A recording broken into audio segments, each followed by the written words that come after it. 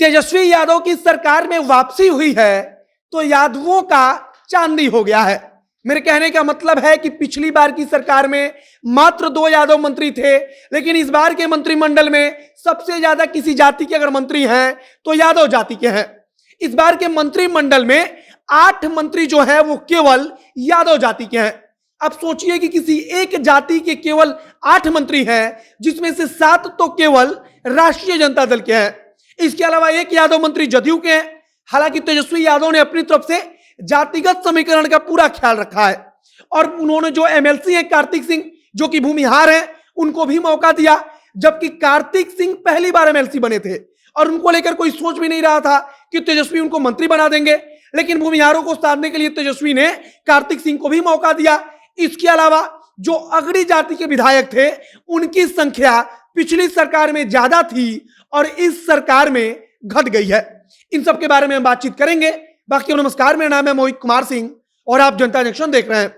सबसे पहले तो जाहिर सी बात है कि अगर यादव विधायक ज्यादा हैं तो यादव मंत्री ज्यादा होंगे, इसमें कोई ऐसा चौंकने वाली बात नहीं है। लेकिन फिर भी तेजस्वी यादव की जब सत्ता में वापसी हुई है तब यादवों का सरकार के मंत्रिमंडल में दबदबा बढ़ गया है। आप इसे इस प्रकार से समझिए कि केवल यादव मंत्री सरकार में 8 हो गए हैं। मतलब कि आज कुल मिलाकर तेजस्वी यादव को लेकर जो कि उप मुख्यमंत्री हैं 8 यादव जो मंत्री हैं वो सरकार में है, जिसमें से 7 यादव तो केवल राष्ट्रीय जनता दल के हैं। वहीं 1 यादव मंत्री जो है वो जदयू की तरफ से हैं। इसके अलावा भूमिहारों को भी मौका मिला है। तेजस्वी यादव ने खुद कार्तिक सिंह को शपथ दिलाई है। इसके अलावा जदयू कोटे से भी 1 भूमिहार को मंत्री बनाया गया है। कुल मिलाकर 2 भूमिहार मंत्री बने हैं। और सबसे ज्यादा हैरानी की बात यह है कि पिछली सरकार में यादव 2 थे, मतलब कि 2 यादव मंत्री थे, तो इस बार 8 हो गए हैं। और पिछली सरकार में जहां भूमिहार मंत्रियों की संख्या ज्यादा थी तो वहीं इस बार जदयू और राजद दोनों मिलाकर 2 भूमिहार मंत्री हैं। इसके अलावा राजपूत मंत्रियों को भी मंत्रिमंडल में शामिल किया गया है तथा सबसे जरूरी कि अपर कास्ट के मंत्रियों की जो संख्या है वो 11 से घटकर 6 हो गई है। यानी कि अगड़ी जाति के मंत्रियों की संख्या, जिसमें भूमिहार, राजपूत, ब्राह्मण, कायस्थ इन सारी जातियों को एक साथ जोड़ लिया जाता है, उन मंत्रियों की संख्या 11 से 6 हो गई है। और इसका एक पहलू यह भी है कि अगड़ी जाति के विधायकों की संख्या ही नीतीश कुमार और तेजस्वी यादव की पार्टी में कम है, तो जाहिर सी बात है कि मंत्रिमंडल में उनकी भागीदारी भी कम होनी थी। लेकिन फिर भी तेजस्वी यादव ने अपनी तरफ से पूरी कोशिश की कि किसी भी प्रकार से जातिगत समीकरण का पूरा ख्याल रखा जाए और इसी का कारण रहा कि 1 भूमिहार को मंत्री बनाया गया। वहीं यादवों की संख्या ज्यादा है क्योंकि विधायकों की संख्या भी ज्यादा है, तो यादवों का दबदबा आप कह सकते हैं कि अब तेजस्वी यादव की सरकार में कायम है।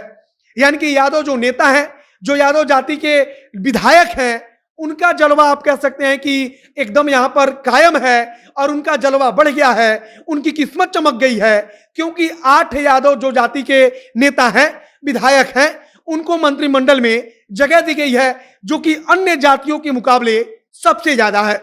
अगर हम अगड़ी जातियों की बात करें तो पूरे अगड़ी जातियों को मिलाकर 6 मंत्री हैं, जिसमें 3-4 जातियां हैं, तो वहीं सिर्फ यादव जाति के 8 मंत्री हैं। बाकी तेजस्वी यादव ने भरसक कोशिश की है कि जातिगत समीकरण का ख्याल रखा जाए। उनकी तरफ से राजपूत को भी मंत्री बनाया गया है, तो इसके अलावा भूमिहार को भी मंत्री बनाया गया है। जदयू ने भी भूमिहार को मंत्री बनाया है। जदयू ने भी निर्दलीय सुमित सिंह जो है उनको मंत्री बनाया है, जो कि राजपूत हैं।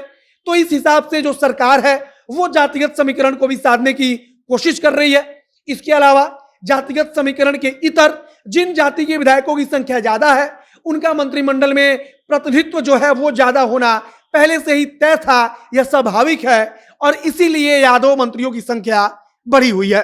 बाकी आपका क्या विचार है उसे कमेंट बॉक्स में लिखकर बताइएगा। आगे किस मंत्री के पास कौन सा विभाग जाता है, इसकी जानकारी जिस प्रकार से आएगी उसे हम आप तक पहुंचाएंगे। बाकी वीडियो को शेयर कीजिएगा, फेसबुक पेज को लाइक कीजिएगा, यूट्यूब चैनल को सब्सक्राइब कीजिए।